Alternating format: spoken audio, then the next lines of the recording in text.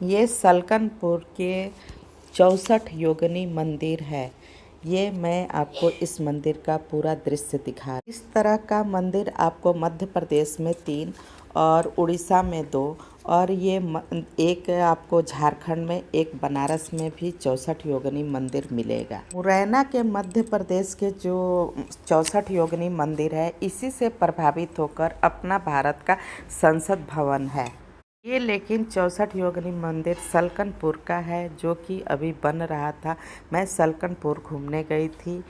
शिलालेख के ऊपर 64 योगिनी के बारे में लिखा हुआ है, आप इसे पढ़ सकते हैं। 64 योगिनी जो मंदिर है, उसमें ये 64 योगिनियाँ होती है। ये माँ शक्ति के रूप में उन्हीं की रूप की होती हैं, शंकर और पार्वती के रूप होती हैं, और ये माँ दुर्गा के रूप होती है। साधना तंत्र मंत्र के रूप में भी किया जाता है। आप अगर तंत्र मंत्र की साधना कर रहे हैं तो आपको किसी एक 64 योगिनी मंदिर को ही चुनना पड़ेगा और वहीं पर जाके आपको साधना करना पड़ेगा। ये सारा कला युक्त जो योगिनियाँ हैं, उनकी मैं फ़ोटो आपको दिखा रही हूँ। ये सारी देवी के रूप में ही होती हैं। 32 पुरुष के रूप में योग कला होता है और 32 स्त्रियाँ, दोनों मिलके 64 योगिनियाँ बनती हैं।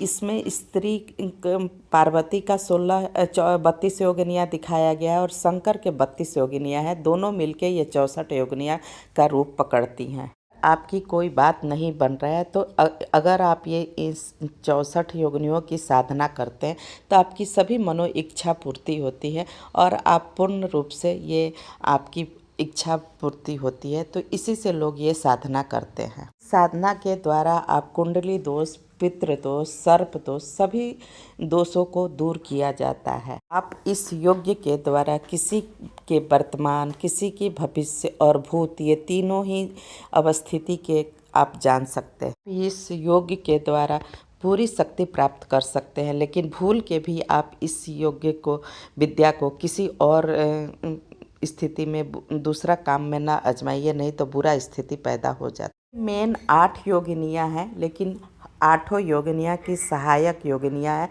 इस तरह ये 64 योगिनियाँ बन जाती हैं। साधना के द्वारा आप सभी कला के द्वारा आप दिव्य दृष्टि प्राप्त कर सकते हैं। आपने अगर इस कला को प्राप्त कर लिए तो मतलब आपकी 32 विद्याएँ पूरा हो गया। और ये 32 विद्याएँ माँ पार्वती के रूप में दर्शाया गया है कि माँ पार्वती 32 कलाओं से पूर्ण थी।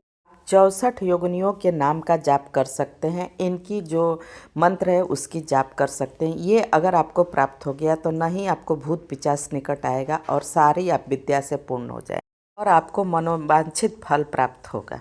इस समय दुर्गा पूजा का टाइम होता है। उस टाइम अगर आप इस विद्या का, इस योग का अगर पूजा करते हैं तो आपको पूर्ण रूप से प्राप्त होता है। माँ दुर्गा का समय का टाइम है। ये उसी समय की माँ दुर्गा की ही 64 योगिनियाँ हैं। तो सबसे अच्छा टाइम होता है सिद्ध करने के लिए आपको नवरात्रि का समय। कठिन पूजा है। अगर आपको सिद्ध करना है तो आप अपना एक गुरु जरूर लें, क्योंकि गुरु आपके मार्गदर्शन करेंगे। इसमें फूल, दीप पूजा के साथ सुसज्जित होना चाहिए। आरती के साथ इसमें मदिरा, मीट मछली की नहीं सेवन करना चाहिए। चर्य का पालन करना चाहिए। साधना के लिए ज़्यादातर ये मंदिर को लोग उपयोग करते हैं। यहाँ रात में रुकना नहीं चाहिए। जो पूजा कर रहे हैं, जो सिद्धि कर रहे हैं, वही रुकते हैं और बाहरी लोग नहीं रुकता है। तंत्र मंत्र के पूजा करते हैं और सिद्धि करते हैं, वो माँ काली के सिद्धि प्राप्त करते हैं। धर्म में इसी तंत्र को डाकनी तंत्र कहते हैं और ये देवियाँ डाकनी के रूप में बौद्ध धर्म में पूजा जाता है। माँ काली को 16 विद्याएं प्राप्त है। इसका वर्णन अग्नि पुराण में भी किया गया है। 8 योगिनियाँ पारिवारिक संबंध रखती हैं। देवी के लिए 64 मंदिर बना हुआ है, 64 विद्याएं हैं। मात्र शक्ति ही प्रबल है। ये सारी शक्तियाँ हमारे और आपके बीच में भी है, लेकिन हमें इसे प्राप्त करना पड़ता है। यही शक्तियाँ साकार है, निराकार है और ऊर्जा में है। इसी शक्ति में चंद्र और सूरज है और हम इसी शक्तियों में विद्यमान है। हमारे अंदर चक्र के रूप में हृदय में स्थित है। सारी विद्याएं माँ दुर्गा के रूप में स्थित हैं और ये दुर्गा का ही रूप है जिनका पूजा और स्मरण किया जाता है। चलिए मैं एक स्टोरी सुनाती हूँ बनारस के, जो कि शंकर भगवान ने देवोदास राजा से काशी को प्राप्त करना चाहा। देवोदास एक शक्तिशाली और सत्य राजा थे। वो एकदम सत्य वचन बोलते थे। उनका राम राज की तरह राज्य था। उनकी कमियां निकालने के लिए यह 64 योगिनियों का रचना हुआ था और इंद्र भगवान से भी कहा गया था कि आप उन राजा के कोई भी कमजोरी निकालिए और उनकी कुछ के राज्य में कोई अपराध नहीं हो रहा था और एकदम सत्य से चल रहा था। सारे राज्य में लोग खुश थे। योगिनियों को राजा के कमियां निकालने के लिए किया गया था।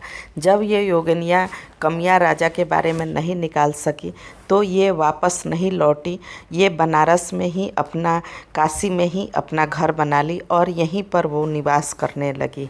12 महीना तक अलग अलग रूप धारण करके ये राजा की कमियां निकालते रहे, लेकिन कोई कमियां ना निकाल पाई। हालांकि ये तीनों लोकों में घूमती हैं, लेकिन उनका मूल निवास काशी ही रह गया।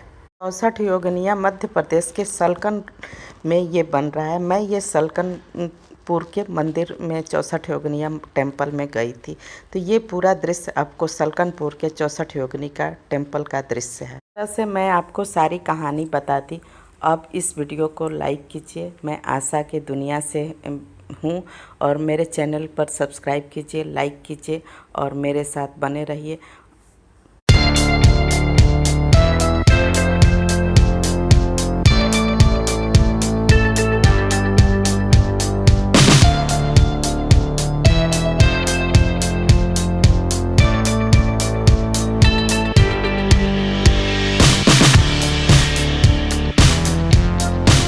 इस तरह मैं 64 योगिनी पूरा करके मैं विद्यावासिनी विजयासन माता मंदिर सलकनपुर चली घूमने। ये मैं दिखा रही हूँ आपको मार्केट का पूरा दृश्य। ये मार्केट होते हुए मैं विद्यावासिनी विजयासन माता मंदिर सलकनपुर के अंदर जा रही हूँ। ये आपको मैं बाहर का पूरा दृश्य दिखा रही हूँ।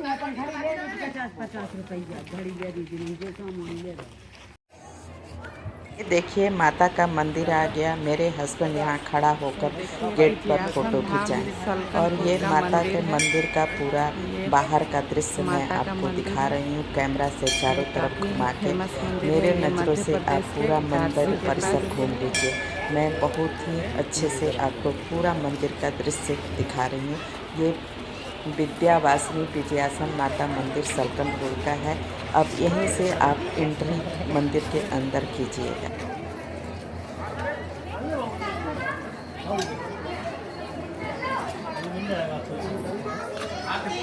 और ये चलिए मैं माता के मंदिर के अंदर लेके आपको चल रही हूँ। ये आप यहाँ पर देखिए पूरा ये मंदिर परिसर का अंदर का है और यहाँ पर आप कैमरा लेके जा सकते हैं क्योंकि ये गांव भर का मंदिर है, तो यहाँ पर ज़्यादा कैमरा का रोक नहीं था। आप यहाँ पर वीडियो बना सकते हैं। पूरे गांव के लोग यहाँ देवी देवता को पूजा करने आते हैं। जब भी शादी ब्याह होता है तो यहाँ ज़रूर ही आते हैं। तो ये काफ़ी प्रसिद्ध मंदिर था और वहाँ के काफ़ी फेमस मंदिर था। तो मैं शादी में गई थी। शादी के बाद मैं सोची कि माता के दर्शन कर लेती हूँ, माता के आशीर्वाद ले लेती हूँ। ये बहुत ही ज़रूरी था। तो मैं इसी तरह विद्यावासिनी विजयासन माता मंदिर सलकनपुर के दर्शन की और आपको भी मैं दर्शन करा दी। इस तरह आपको भी मैं माता के दर्शन का आपको आशीर्वाद दिला दी। ये देखिए माता के मंदिर के अंदर का दृश्य है। ये आपको माता दिखाई दे रही है। ये बाहर का दृश्य है। बस ये मैं फ़ोटो लेने के लिए यहाँ मंदिर के सामने खड़ी हो गई। ये देखिए आप एकदम पूर्ण रूप से आप माता के दर्शन कर रहे हैं। मैं इसी के रूप में माता के दर्शन है। ऐसे माता जी देखने से लग रही थी कि गणेश भगवान के रूप में आए। चलिए ये बहुत ऊंचाई पर ये पहाड़ पर ये मंदिर था, तो वो पहाड़ के चारों तरफ से दृश्य आपको दिखा। ये आप मंदिर परिसर से खड़ा होके आप नीचे की ऊंचाई से नीचे देखिएगा तो बहुत ही डर लग रहा था कि आपकी अगर मोबाइल गिर गई तो फिर आपको मिलेगा नहीं। बहुत ऊपर से जैसे लग रहा था एरियल वाला दृश्य आ रहा था, जैसे लग रहा था आपको देखने से लग रहा था कि ड्रोन के द्वारा ये फिल्म की शूटिंग किया जा रहा है, लेकिन मैं अपने कैमरा से ही शूट की हूँ, क्योंकि ये काफ़ी ऊंचाई था। वहाँ मैं ड्रोन तो नहीं लेके गई थी, लेकिन कैमरा से भी फ़ोटो शूट किया हुआ लग रहा है कि ड्रोन की तरह खींचा हुआ है, क्योंकि ये काफ़ी ऊंचाई पर था। यहाँ आपको सीढ़ियों के द्वारा जाना होता है या गाड़ी भी चला जाता है। इस मंदिर के पास रोड भी बन चुका है। मंदिर परिसर में जाने के लिए उड़न खटोला भी है। आप उड़न खटोला के द्वारा भी आप जा सकते हैं। तो यहाँ पर हर तरह की व्यवस्था था मंदिर में जाने के लिए। तो आप जब भी जाएं सलकनपुर तो ज़रूर ही इस मंदिर को आप दर्शन कीजिए। जो मध्य प्रदेश के हैं वो तो ज़रूर ही दर्शन करते हैं, लेकिन जो बाहर के लोग अगर जाते हैं नर्मदापुरम तो ज़रूर ही यहाँ जाएं। ये बहुत ही शक्तिशाली माता की देवी का मंदिर था। ये देखिए, मैं आपको चारों तरफ के दृश्य अपने मोबाइल से ही खींच के दिखा रही हूँ, जो कि आपको ड्रोन की तरफ फील कराएगा। ये देखिए मैं हूँ।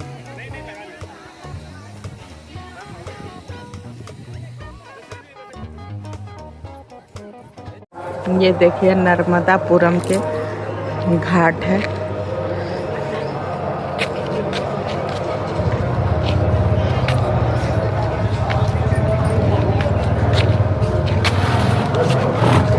नदी का नाम क्या है? नर्मदा। नर्मदा।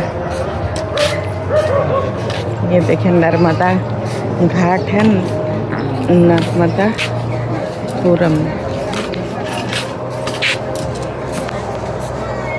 ये देखिए नर्मदापुरम के नमामि नर्मदा घाट पर है। ये मंदिर है चारों तरफ से, और ये देखिए खूबसूरत सा घाट बना हुआ है। घाट में बोटिंग हो रहा है। लोग अपना शांति से बैठ के दर्शन कर रहे हैं। ये मंदिरों के शहर नर्मदापुरम। चलिए मैं आपको घाट के तरफ दिखा रही हूँ।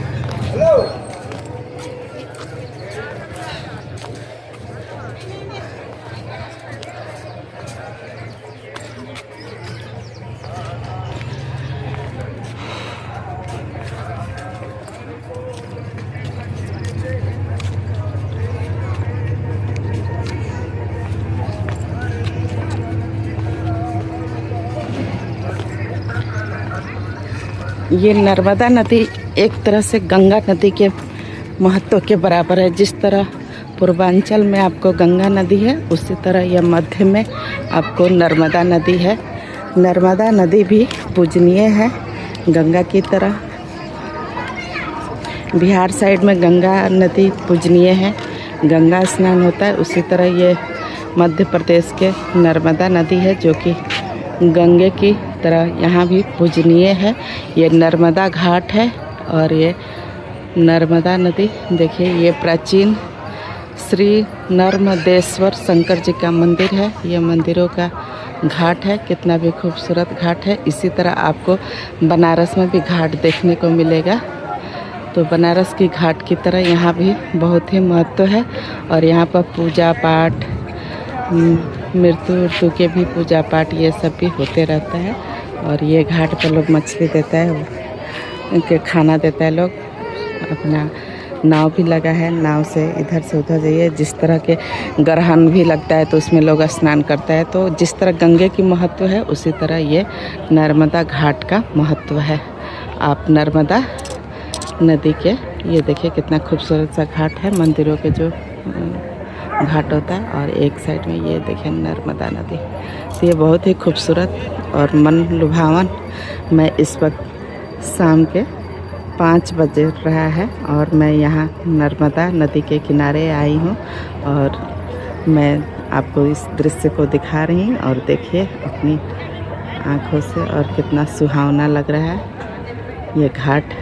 जिस तरह बनारस में गंगा घाट है, उसी तरह ये नर्मदा घाट है। और ये मंदिर प्राचीन सिद्धि विनायक मंदिर और प्राचीन श्री नर्मदेश्वर शंकर मंदिर। तो ये एक तरफ मंदिर है और एक तरफ ये गंगा स्नान कीजिए। जिस तरह आपको गंगा जी का आपको पूर्वांचल में महत्व है, उसी तरह ये नर्मदा नदी है। देखिए कितने दूर में फैला है और ये नर्मदा नदी से इस इलाके की सिंचाई होती है और सिंचाई इन्हीं से इस इलाके में आपको अच्छी फसल होती है। तो गंगा की तरह ही इस नदी की महत्व है और ये गंगा की तरह ही पूजनीय है। और ये जिस तरह गंगा आदमी के जीवन को तारती है, उसी तरह ये नर्मदा नदी भी जीवन की तारनी माता है।